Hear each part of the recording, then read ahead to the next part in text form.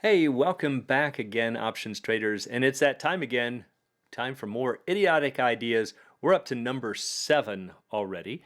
Now, for those of you who might be new and haven't seen the previous ones, I got these ideas from a book. I'm not going to name the book or the author, that's not my point, but it is just packed with really dumb ideas.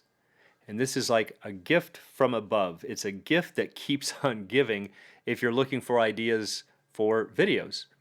Now, normally I like to teach here's what to do, put people into a positive direction, but every once in a while it certainly doesn't hurt to talk about what not to do, especially when the ideas are so bad.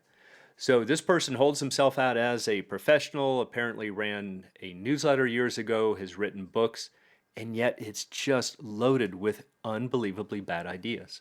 So my main point is to also show why you have to be so careful where you get your information from. It's really easy to find bad stuff out there on YouTube and in books. So let's go take a closer look at idiotic ideas number 7, when to write covered calls. And as always, before we do, please be sure to click like and subscribe. It's greatly appreciated and helps to promote the channel. So this is a quote directly from his book, and he says, covered call writing is ideal when you have a target where you wish to sell the stock. Here there is no risk from writing the call. The obligation of writing the call is offset by owning the stock. All right, so right off the bat, it's just loaded with bad ideas, fallacies, and at a minimum, things that aren't really explained well. Now, first of all, I'm not saying that the covered call is a bad strategy.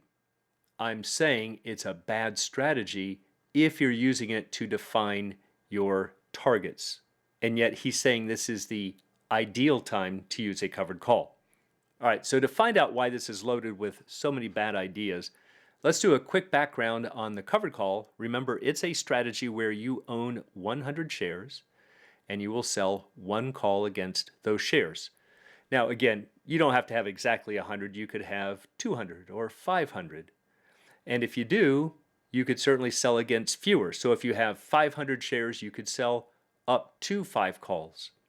But you got to have at least 100 to sell one call, and that's because options are in packages of 100 shares. So when you do that, when you sell this call, you have the potential obligation to sell shares for the strike. It's a potential obligation because you don't know if you're going to get assigned or not. That's up to the long position. So for example, let's say that you sell a $100 call and you collect $5 or $500 total. All right, yes, you get $500 up front in cash, but you have the potential obligation to sell your shares for the $100 strike, no matter how high that stock price goes. All right, so that's a quick background on the covered call. Let's find out all of the fallacies in his statement here, which remember he's saying is the ideal time and conditions for selling a covered call. First one is there is risk. There's risk in every single strategy. There's risk in T-bills. So when he says that there's no risk, that is simply false. There is no upside risk from selling a call. So he should have at least been clear there to say that, yes, there's a distinction between selling a naked call versus a covered call. And I think that's probably what he meant, but it certainly wasn't clarified. So the problem, though, is when you sell that call, you now have unlimited downside risk. All you've done is you've reversed the direction. So for example, here is a naked call. Here we've got the naked 100 call. There's our bend at the 100 strike. We have unlimited upside risk.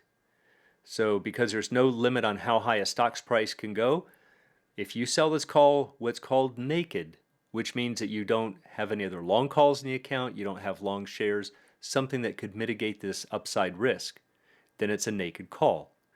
And so what he's saying, at least I think, is that if you had this naked call, but you also have shares of stock, then we're comparing the naked call here in red or the short call to shares of stock in black. So again, here's our stock at 100, and the statement that he was saying is that yes, it's true if you are comparing a naked call here in red to the covered call, which includes the black line plus the red line, you can see that these kind of these 45-degree angled lines, are symmetrical. So yes, all of this potential upside risk is offset in the stock. That is true. And that's why our risk graph for a covered call goes flat, because we essentially have no deltas if the stock gets above the strike. However, that doesn't mean that there's no risk, and that's really what he implied. He says there's no risk. It's an ideal condition. So if we look at the covered call, which is synthetically the same as a naked put, this is our risk graph. Here's our naked call that we just saw. So yes, we do have unlimited upside. However, if you have shares of stock and write a call, all you've done is flipped it to unlimited downside. So again, to say that there's no risk and is therefore an ideal reason for selling the call is inviting people to step into traps. This is where traders are going to buy super volatile stocks. Think of something like IDIOTIC. They're going to pay a lot of money for it, and they're going to say, oh, look, I can get $50 for this call. They're going to get the $50, but now they're holding all of this downside risk. And they think it makes sense because they defined their selling price, their price target, and now they have no risk. And so hopefully you're seeing that that is absolutely not true. Now, another mistake is that an obligation isn't a target. So again, remember, the reason for selling a call is not to define a selling price. Defining a selling price is managing profits. You're not managing risk. Because you can define a selling price without ever selling calls. You could say the stock is 100, I'm willing to let it go at 105 or 115 or 120. Pick your price. You don't need to sell a call to do that. And yet you now have no attached obligations, which we're going to find out in a moment can cause a lot more problems. However, if you sell this call, you have an obligation to sell at a disadvantageous price. That's something that a lot of people don't ever really make clear. The only time you're going to get assigned in this example is if the stock is above 100. So if it's something like NVIDIA that was trading at 100 and seemingly goes to 900 overnight, you're not going to look at that and say, oh, it's great that I sold that 120 call and I met my target. It's only going to be sold at a disadvantageous price. And you don't know the future, so it's really hard to say where you're willing to sell that stock today. It's really kind of an unfair comparison. It changes day to day. So if we look back at our covered call and we compare it to our long shares of stock, so now we've got the long shares of stock in red, our covered call in black. Stock is right here at 100. The real reason for writing the call is to reduce slightly this downside risk. You can see that we have an asymmetric payoff when we write that call. We now have virtually the same unlimited downside, minus this little tiny bit. In my example, we collected $5 from it. All right, so you've knocked the break even down to 95, but you really are no longer participating in the upside, but yet you still hold the bulk of the downside. All right, so you've got all of this downside here, and yet you've completely locked the upside. So again, think of NVIDIA. If you had it back when it was trading at 100 and it rockets up to 800 or 900, it's doubtful that you're going to say, oh, that's great that I had my target at 100. See, if you just held the shares, you still own them free and clear. You can make your decision day by day. So when you have long shares by themselves, you have no obligation. So anyone who is a long trader, meaning they just own the shares by themselves, they're free to sell at any time. There's no attached obligation. If the shares gap up or run like the wind, you're not obligated to sell. At any given time, you could certainly choose to. So if you choose to sell, it's at what we would call fair value. It's the current market price. You didn't sell the $100 call and the stock's at 200 or 800 or 900. You could make those decisions at any given time without having the attached obligation. All right, so that's another big problem. Now, the third big mistake, as I kind of briefly mentioned before, is that it's at a disadvantageous price. If you sell a call, remember that call sellers are forced to sell at disadvantageous prices, because the only time you're going to sell is if you get assigned, and that's if the stock is greater than the strike. So in my example, if you sell the $100 call, you're going to get assigned if it's above 100. You're not going to say, hey, the stock's at 95 and I had to let them go at 100. Sure, that would be a great deal for you. Not going to happen. You're only going to sell if it's a disadvantageous price for you. Now, yes, of course, you could close the call, but now you have to buy it back at potentially higher prices. Might not be able to, especially if you're in an IRA. Now, another problem with his quote is about the assumption of risk. So some traders will say, well, we were going to hold the shares anyway, so we were already assuming that downside risk. So by selling the call, I collect some premium, and if I happen to hit my target, why is that such a bad thing? Well, back up a little bit.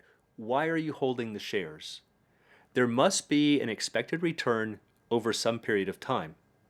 So just because you might say I'm willing to hold the shares for 5 years doesn't mean conditions can't change to where you'd change your mind.